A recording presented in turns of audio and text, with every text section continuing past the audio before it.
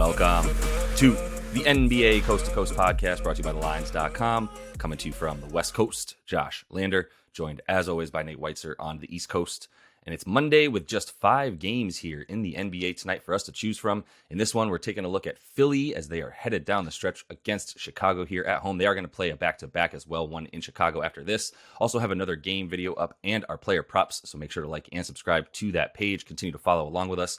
Also want you to head to thelines.com. That's where you can check out all of the great written content we have going up there right now about the NBA and more. Obviously, March Madness in full swing. We've also got the odds finder tool on there. You can make sure you're getting the best odds available to you from all of the bets, the U.S. sports books, giving you guys bets this season in the NBA.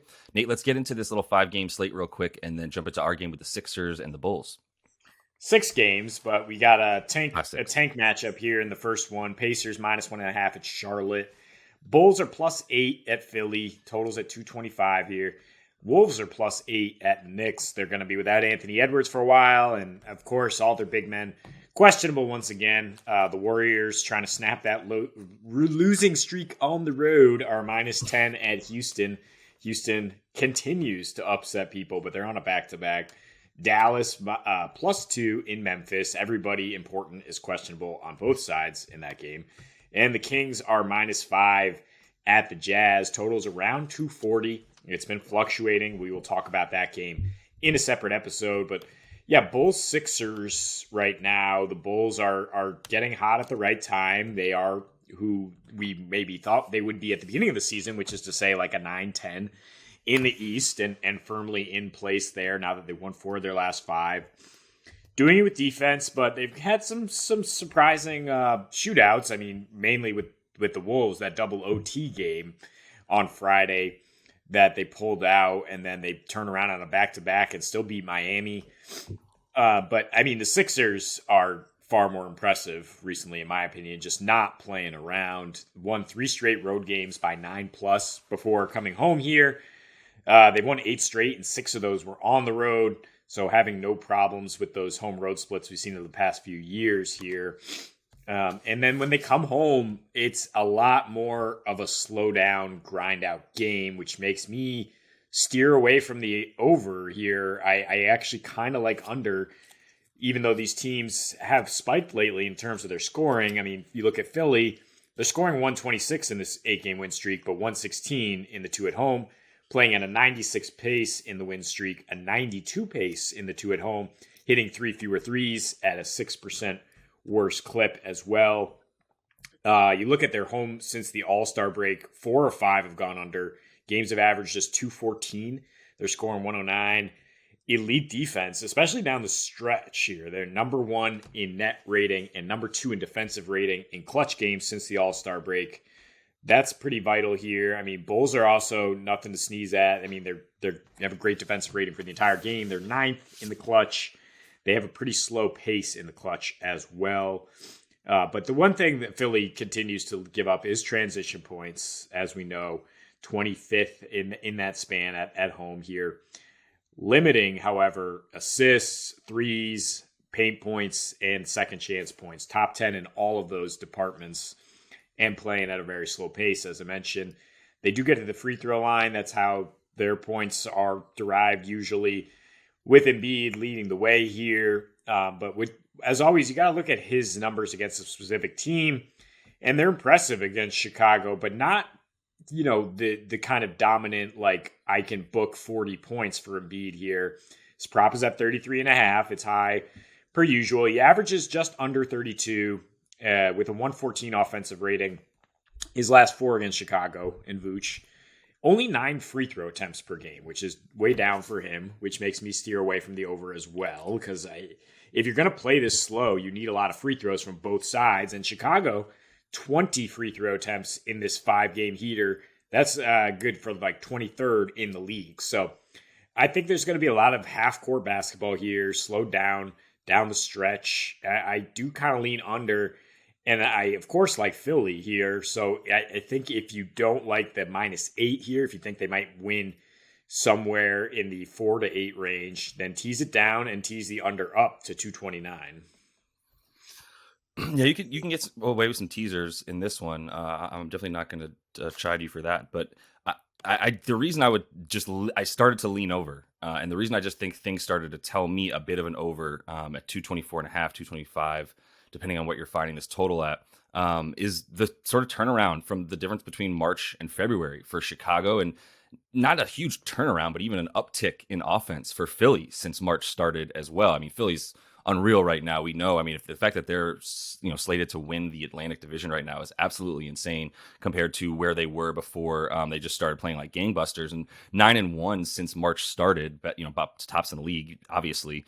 And the difference here is some of the over stuff, right? They're 7-3 to the over. That includes a game against Miami, which we always throw out the window when you talk about totals. And then February, they went 4-7 to the over in the 11 games they played in that month, and they're scoring 125 points a game this month. Last month, they were dropping 110, and the revitalization of the offense kind of happened, within the midst of the All-Star break transition in a way. So that, that's a big part of that in February. But then the 3-pointers are huge, 3 more this month in these 10 games than they had in the 11 in February. And they became a good rebounding team, as we thought they should be for the entire season. They are limiting opponent rebounds to the tune of the number 1 in the league right now. In March, they're still good, and they've been good in that for the last couple months. But it doesn't really matter to Chicago and how they want to score. That's not how they score. You can limit the rebounds against them all you want. They're just a good defensive rebounding team. It's not like they necessarily crash the offensive glass.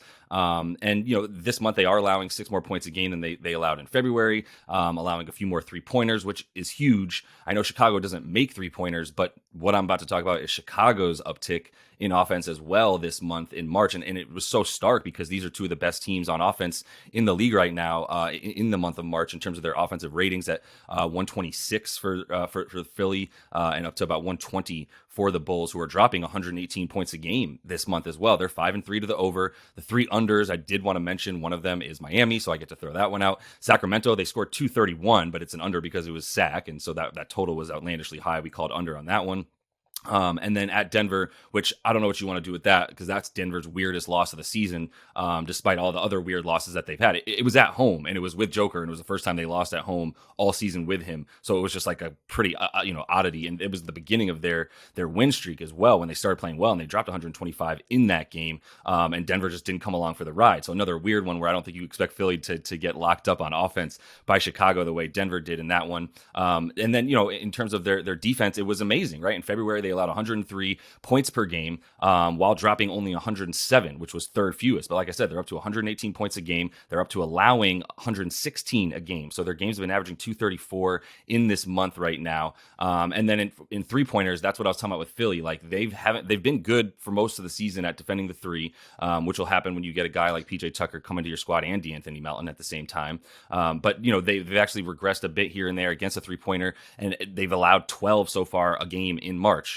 Which is middle of the pack, bottom half of the league, but they were they were making 12 a month this month for Chicago. Once again, actually top half of the league, but they were only making 8 last month is really what I'm talking about. Chicago's makes here, right? And so dead last, obviously, when they were only making 8 a game in the month of February. So if that stays up a bit more, just doing the math real quick, they're making 4 more threes a game this month, which means they're scoring 13 points per game more this month than they were last month on pretty much the same field goal percentage, because they're just making a few more threes. If they put a few more threes in, they're still shooting about 50% from the field, which is good for second best in the league right now, behind only Philly, who's shooting like 52% from the field because they're insane, which is another reason they're dropping 125 is Philly, without getting to the free throw line quite as much. I mean, they're still getting there 27 times a game, which is top 5 this month, but last month it was up to like 29. They just weren't hitting threes, they weren't hitting other shots, and now Philly's, they're going off as well on offense in a pretty unprecedented way.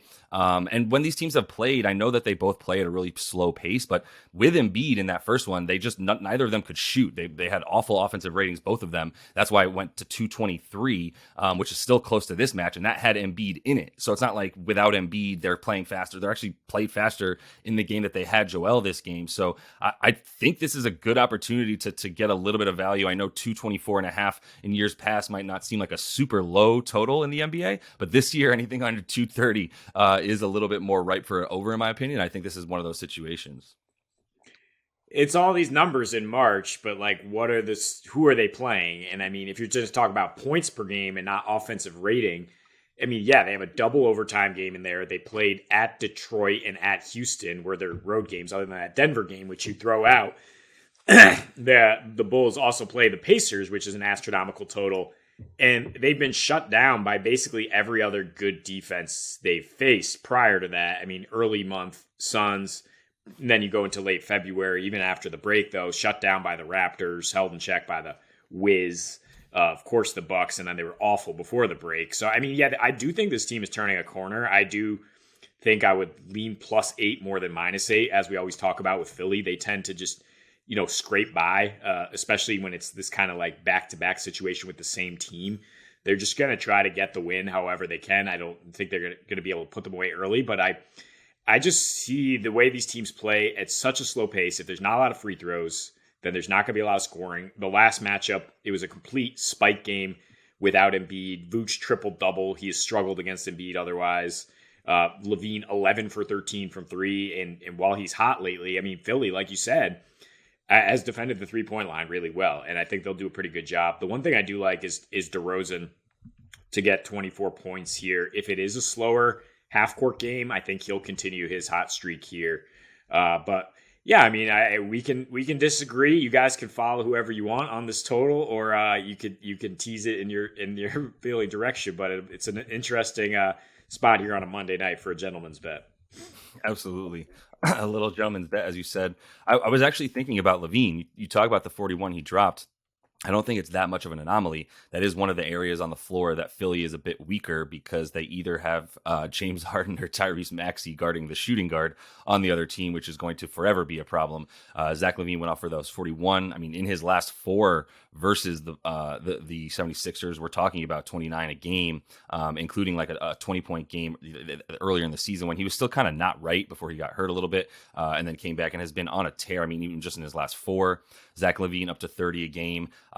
Once again, do with that what you will, because playing against Houston, Sacramento, and Minnesota is a lot easier than playing against some of the other teams, Zach, that the Bulls have gone up against, obviously, in that division where they're playing a lot of really good defenses. But this is just a situation where I think Philly, despite how well they play on defense, I think you can get points from the mid-range. I think you get points from the perimeter. And I don't think that Embiid will continue to be able to be stopped. So there's plenty of points for him to be had as well. So, yeah, we'll see how this one goes, and we'll talk about some bragging rights tomorrow. But that's all the time we have for you in this one. So make sure to like and subscribe to that page. Continue to follow along and check out the other couple videos we have up for you today. Until we see you next, happy betting.